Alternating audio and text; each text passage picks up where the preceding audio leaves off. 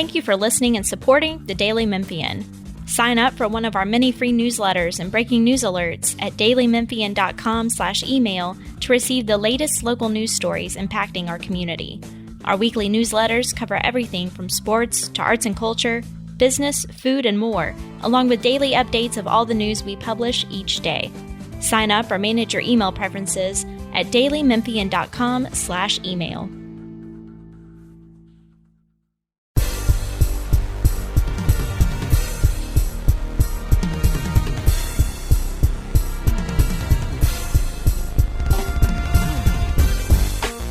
Welcome to the latest edition of the Daily Memphians Tigers podcast. I'm the basketball beat writer, Steven Johnson, joined by my guy, always, Frank Bonner.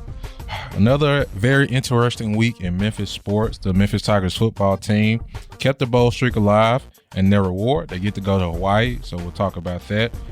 The Memphis Tigers basketball team is coming off their own trip. Went to Brooklyn last week, went 1-1, picked up a win over Virginia Tech, but suffered a big setback against Iowa State in the title game. We'll also talk about that. But first, don't forget to check out some of our other podcasts.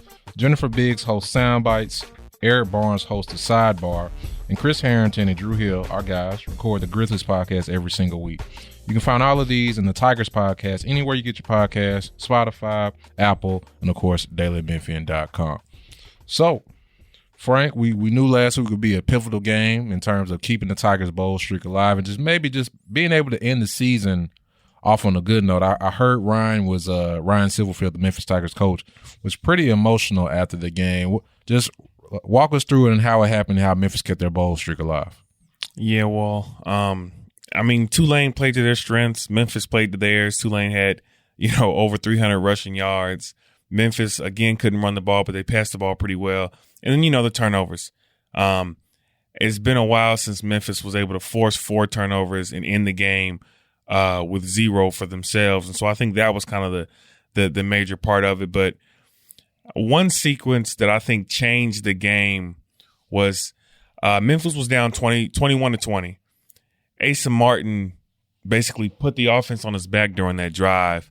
For the last 4 plays of that drive, Asa Martin had 3 catches and 1 run, totaling 68 yards and a touchdown. And then on the ensuing kickoff, he forced a fumble, which gave the offense great field position. And I think after that, Memphis really got it going. And so you gotta tip your hat off to Asa Martin for what he was able to do during that sequence of plays there.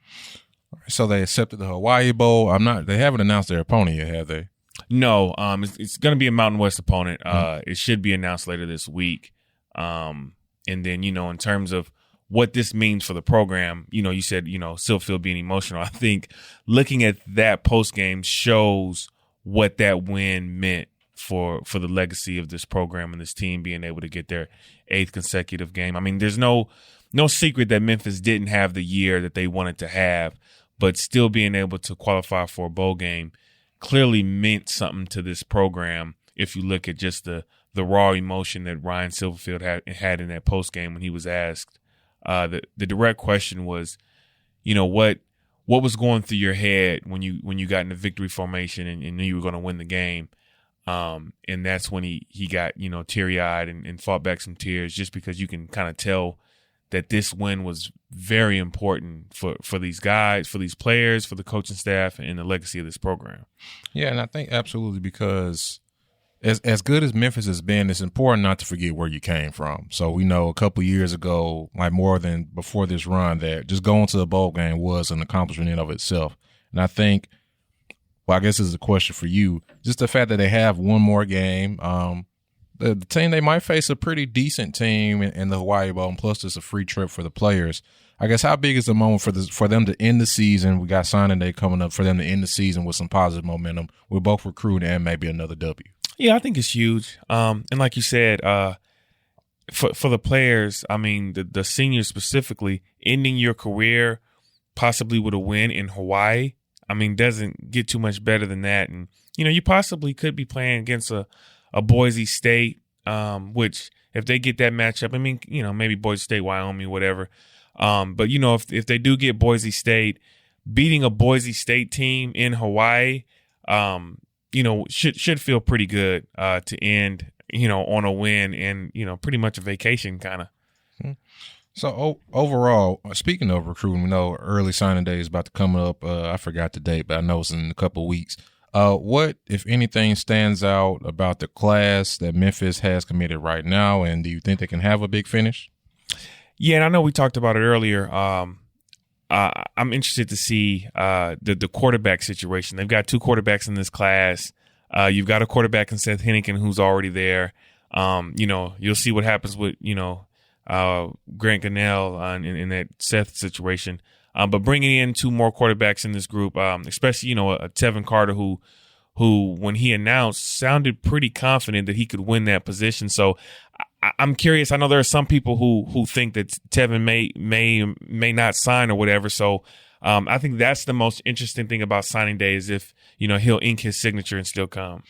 And obviously that would be, especially if you're Ryan Silverfield, I think you definitely want to keep him committed because even though the quarterback situation is what it is, him being a hometown kid, I think he was a 4-star at one point on various sites, one of the highest commits they ever had. So you want to keep him in there if nothing else. And of course, we know college football, the biggest way to kind of maybe deal with some murmurs during the season, if you win their recruiting stuff in December and February, it's easy to kind of generate that hope. So we'll see.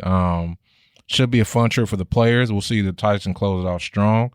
Shifting to basketball, the Tigers started off their trip to Brooklyn pretty good, beat a undefeated Virginia Tech team, but then they followed it up with nearly a 20-point loss to Iowa State.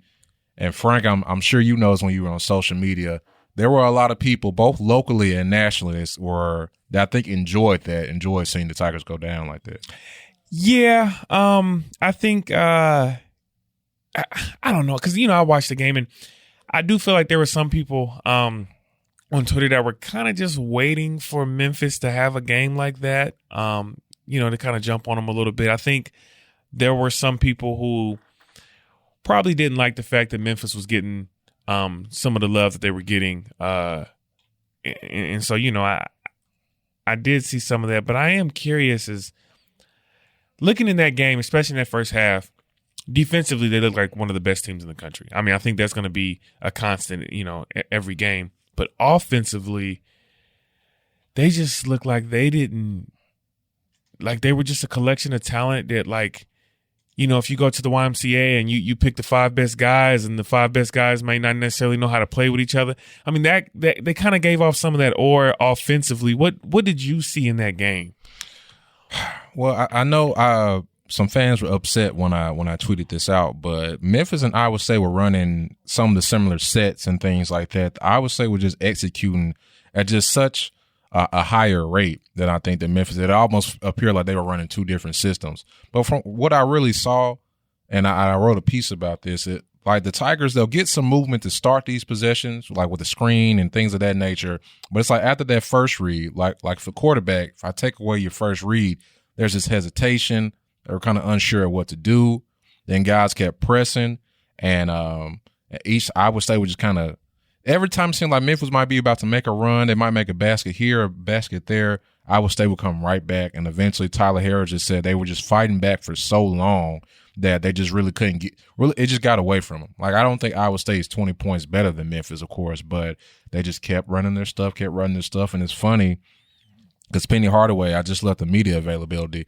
The Tigers are going back. The new offense they're going to is the old offense from last year where they kind of address some of these similar issues. So going into tomorrow, they'll be kind of using the new – I don't know if new offensive system is fair, but it seems like they made some tweaks in terms of the structure of the offense and what the players will be allowed to do now. So from my understanding, when he did that last year, it's the Lion offense, right? Mm-hmm. When he did that last year, it worked for Memphis. Mm-hmm. So why go away from that heading into this year? Well, he alluded to because I think in a perfect world, he wants this offense. Lester Quinones said this today. He said Penny Hardaway gives them the most freedom out of any coach in probably the country. Like his system, if it's run to the way I guess he envisions it, it's a lot of it is based on the players, them making reads and attacking and forcing the defense and making plays for others. But now with the line, it's a lot more structure. You'll probably see the ball in less players' hands. they're going to be running those sets that we see some of these other college teams run, where they're running it all the way through the shot clock and not just, those first 10 seconds or so. So I think when you brought in Imani Bates or Jalen Duren, Earl Timberlake, I think he was trying to run an offense similar to what you see in the NBA, because they don't necessarily just run a ton of plays in the NBA. It's more so about getting their guys to their spots and, giving them the spacing they need to create an attack. And I think that's what he wants to do. But he said the players whatever they were doing in practice was not translating onto the court in terms of the offense. So he had to kind of take away some of that freedom. And I don't think he necessarily wants to, but he understands that he has to, at least for right now, to kind of get them back into the groove. Yeah, do you think part of it is in terms of running more of an NBA style offense, the basketball maturity at the NBA level is totally different than the basketball maturity at the college level? Do you think that's part of it? It's not that they don't have the skill or the talent or the IQ to implement it, but they just need to have the basketball maturity that they may not just have just yet. Yeah, absolutely. And like I said, look, man, it's just easier to run that offense because the guys at the NBA, as good as these guys are at this level, it's those dudes in the NBA, like they never really miss. If you ever just go to like a practice or just a warm-up session. So they're operating at a different level mentally and physically as well, too. And I think for Penny, he wants to run that offense because he wants to sell Memphis as like a Kentucky in terms of being a place that if you want to come to, we can help get you prepared to go to the league. So that offense, I think he's trying to sell that to recruits, these 5-star guards and things of that nature. And he probably thought, like, I have NBA talent now, so I should be able to run it a little bit better.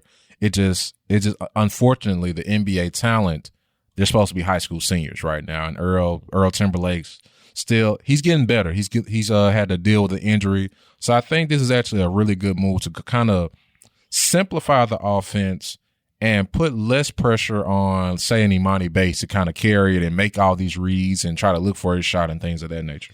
Yeah, one thing that was, interesting to me is, now I know Jalen Duren didn't necessarily have the best time in Brooklyn offensively, but against Iowa State he had 4 shot attempts. That's pretty low in my book for Jalen Duren. I think you would want him to have more than 4 shot attempts, wouldn't you? Mm-hmm. And I think Penny brought that up as well too. That one of the aspects of the offense will be making Jalen's job easier. He's having to do too much of his work on putbacks and transitions.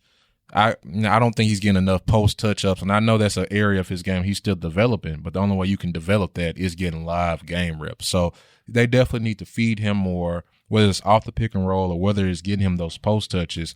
So I think in the Tigers offense, I think the first game they implemented the line offense, it didn't look good, but after that they won on a nice streak, man. They're like in terms of the winning NIT championship. I think their only losses during that stretch were to Houston, coming at the end of the games on like buzzer beaters and whatnot. So it's certainly worked. And if it works like it did last year, because they bring back so many guys that ran it, then I think we'll start seeing more consistent production and more consistent touches for Jalen, because there's no reason for him to have 4 touches, only 4 shots in any game. Now, I know people were down on Memphis watching that game. Now, obviously, what they showed against Iowa State isn't the team that they are. What do you gauge in the level of concern after losing a game like that? For me, ask me that question next week after they go on the road for the first time at Georgia. And, of course, they got to go at Ole Miss, and Ole Miss looks like they could be a decent team this year. So they're about to it's another challenge, and I think how they respond to it is going to be interesting, because I said this on the radio earlier. A lot of ranked teams have taken some bad losses. Illinois got smacked by Cincinnati by 20. Oregon got smacked by BYU by 20 or so. Tennessee's lost in a blowout fashion. Alabama upsetted by Iona. Kansas upsetted by Dayton, a bad Dayton team right now. So Memphis isn't the only, nationally ranked team with, Final Four, Elite 8 expectations that has lost in that type of fashion. I just think because of Penny Hardaway, because of some of that, Memphis's persona is maybe, an outsider to some of those blue bloods, that the minute they had a loss like that and the way it looked like that, there are some concerns. But I think a lot of people just really just enjoyed seeing that. And there was, Memphis was trending on Twitter after that loss, and you didn't necessarily see that with some of those other top-ranked teams losing. Yeah, and I'll say this, that, college basketball is a different type of juggernaut than college football, right? In college football, it's a 12-game season. You lose 1 or 2 games, that could most likely take you out of the ultimate goal of winning a championship. In basketball, the regular season is obviously you want to win enough games to qualify, whatever, but the regular season is really for you to get better to where you're playing your best basketball at the end of the season. And you'll see some top-ranked teams. I mean, every year we see the number 1 ranked team lose, right? And so you're going to see, the number 2 lose, number 3 lose, so on and so on. And so I don't think there's that big of a knee-jerk reaction in basketball when you see a team lose as opposed to college football where the margin of error isn't really all that large. Well, yeah, I mean, and that's why I agree, because at the end of the day, they got this 4-game SEC stretch. If they go 3-1 during this stretch and say, pick up a win over Alabama or however it may happen, beat Alabama and Tennessee or whatever the case may happen. If they go 4-0 or 3-1 during this SEC stretch, then you'll be going into conference play with probably 2 or 3 quad 1 wins. You know what I mean? So, and that's more than they had last year. They'll be probably, I wouldn't call them a lot to make the tournament at that point, but if you have Virginia Tech, Alabama, and Tennessee, if you have those wins on your docket before you even get to conference play and play a Houston or a SMU or a Cincinnati, then your non-conference schedule was a success. I thought there was maybe a chance they could, but I wasn't expecting them to get through this slate undefeated. Obviously the margin of defeat was concerning, but overall, everything's still on the table for them, man. And really, you want the Tigers to be playing their best ball. You want them to pick up these wins, which they did against Virginia Tech, but you really want them to be playing their best ball in February and March, like we saw from UCLA, who went from had to do the play-in game, made it to the final, and now they're one of the best teams in the country. Right. I mean, they had you build off of that, right? So in the way that they built off last year, I'm sure Memphis will have their time where they look hot and they'll look like the team that everybody thinks that they are. I just think, with some young guys, it'll take time. Yeah, and there's nothing wrong with that. And I understand fans, they want them to look like a well-oiled machine like a Gonzaga or a Duke right out the gate, but there's a lot of moving pieces. They have their best players right now in terms of talent are supposed to be high school seniors.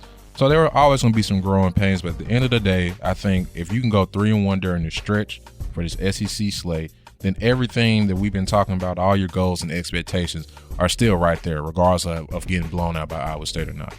Yeah, so it's still a lot of basketball to be played. Football's wrapping up with one more game in Hawaii. We'll see how that goes, but don't be too harsh on men's basketball too early. All right. Thank y'all so much for joining us for this week's edition of the Daily Memphians Tigers podcast. We'll see y'all next week.